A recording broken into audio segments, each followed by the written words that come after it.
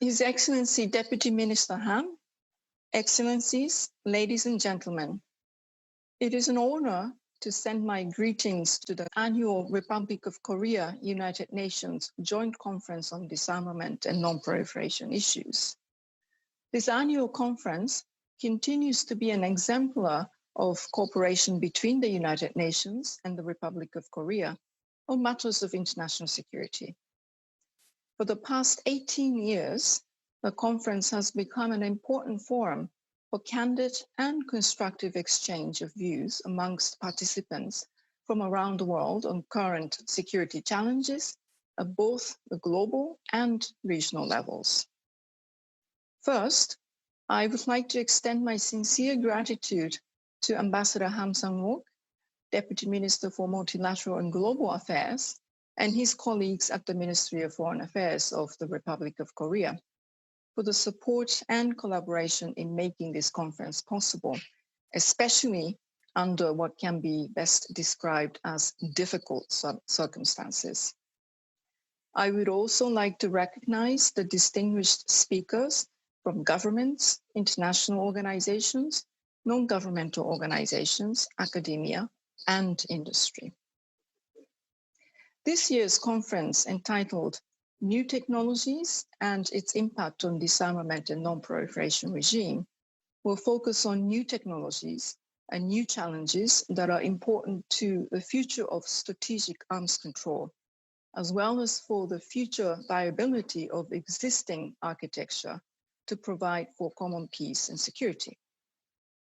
Please allow me to address three of the most salient issues. First, lethal autonomous weapon systems.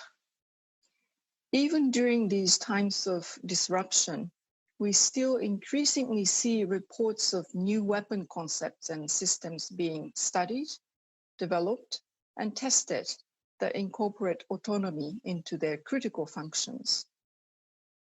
In the absence of common standards and understandings on how international law applies, we risk seeing the operation of autonomous weapon systems that cannot be used in conformity with humanitarian principles or dictates of public conscience.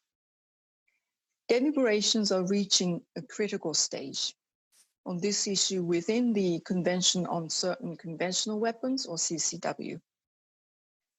There have already been important areas of consensus or near consensus, particularly with regard to the need to ensure that humans remain in control of weapons and the use of force.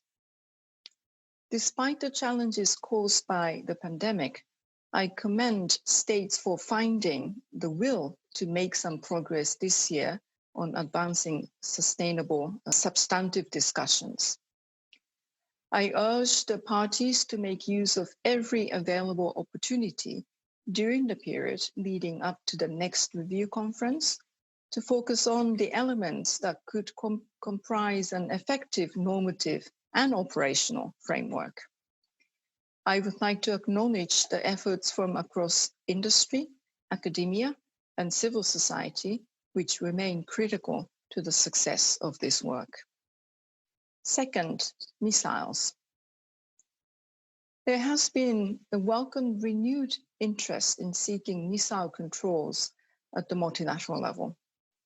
This has been driven by, among other things, technological developments in this area.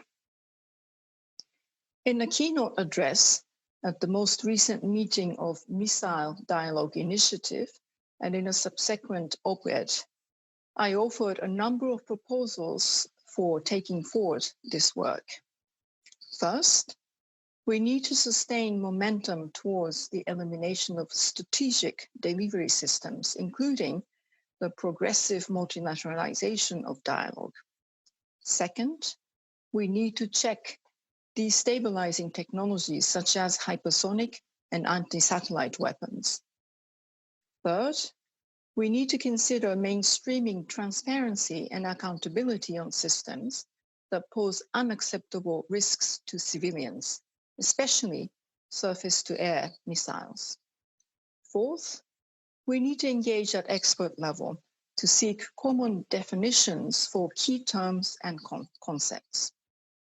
Fifth, regional approaches to missile controls are underexplored and should be seriously considered. I believe that the time has come for renewed, substantive, multilateral efforts on the difficult issues associated with missiles of various types, and I welcome further discussion and debate on this issue. Third, outer space.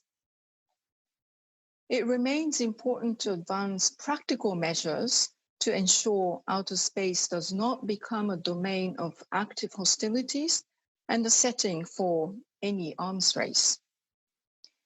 Emerging capabilities for autonomous on-orbit repair and refueling, as well as for the active removal of space debris, can easily translate into capabilities for attacking satellites.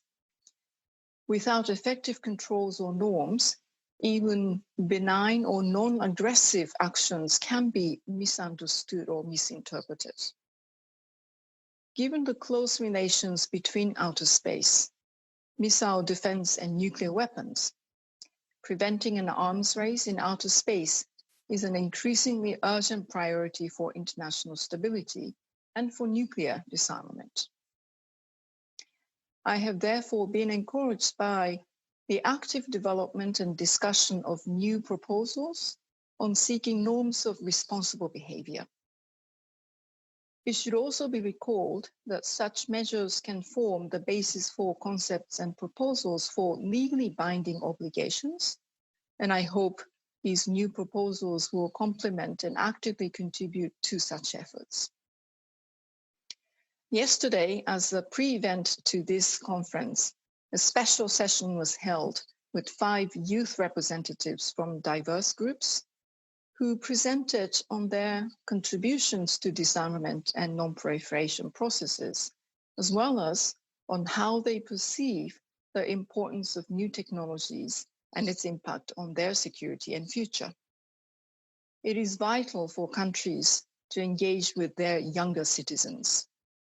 They have a critical role to play in raising awareness and cultivating responsible use of technology and promote responsible innovation.